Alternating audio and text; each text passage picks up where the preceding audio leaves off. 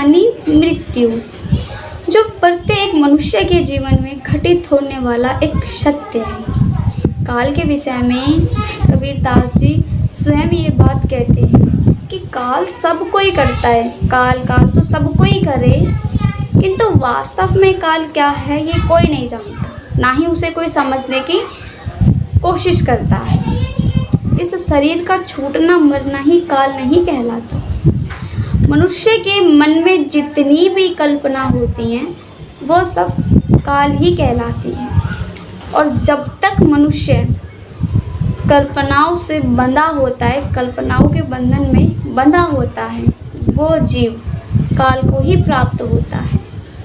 काल के अतिरिक्त किसी और को प्राप्त नहीं हो सकते, यानी कि आप सोचो सतगुरु को प्राप्त हो जाए, नहीं। जब तक मनुष्य का मन कल्पना में बना रहता है तब तक वो मनुष्य काल की जकड़ में होता है और अंत समय वो काल को ही प्राप्त होता है। इस संसार में मनुष्य जिस शरीर के साथ उत्पन्न होता है उसकी मृत्यु भी अवश्य होती है, किंतु जिसका जन्म ही ना हो वो भला कैसे मर सकता है? वो तो मरेगा नहीं, क्योंकि जब उसका जन्म ही नहीं हुआ तो वो भला मरेगा कैसे? हाँ, ये सत्य है कि जो पैदा होता है वो मरता भी अवश्य है। इसलिए काल से बचने का सच्चा उपाय तो केवल यही है कि मनुष्य का जन्म पुनर्जन्म ही ना हो। जब तक वो जन्मेगा मरेगा, जन्मेगा मरेगा, तो यही चक्कर लगा रहेगा। यदि मनुष्य को जन्म ही ना दिया जाए तो वो इस काल के चक्कर में फंस ही नहीं पाएगा, पड़ ही नहीं पाएगा। यानी कि कहने का मतलब, यदि मनुष्य को जन्म ना दिया जाए, इसका कहने का मतलब है उसे सतगुरु के पास भेज दें, यानी कि उसे मोक्ष दे दें, उसे मोक्ष प्राप्त हो जाए तो वो जन्म नहीं लेगा, वो काल के जाल में नहीं फंसेगा। इसके लिए उसे वह सब कुछ छोड़ना पड़ेगा जिन कारणों की वजह से वो काल के जाल में फंसा था। इस संसार में मोह माया विषय वासनाओं में फंसा हुआ अज्ञानी मनुष्य बार बार इस शरीर को धारण करता है और मर जाता है।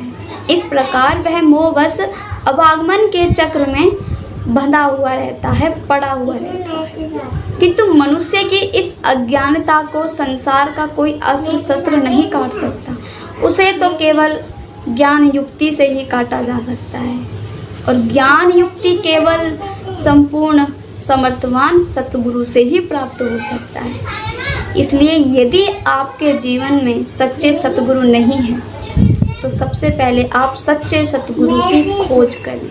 और यदि हाँ, आप हमारे इस आध्यात्मिक यूट्यूब चैनल पर नए हैं तो चैनल को सब्सक्राइब करें और हमारे जितने भी सत्संगी परिवार हैं, सत्संगी भाई बहन हैं, उनके पास चैनल के लिंक भेजें, सभी के पास वीडियो को शेयर करें, जिससे गुरु महाराज जी की वाणी व संदेश, उनके वचनों को सुन सकें। और मुझे आपके सबसे ज़्यादा प्रेम और आशीर्वाद की बहुत बहुत ज़्यादा ज़रूरत है, इसलिए अपना प्रेम और आशीर्वाद मुझ पर बनाए रखें, अपना ध्यान रखें। हम मिलते हैं आपको अगली वीडियो में, तब तक के लिए सभी से हाथ जोड़कर सादर जय गुरुदेव।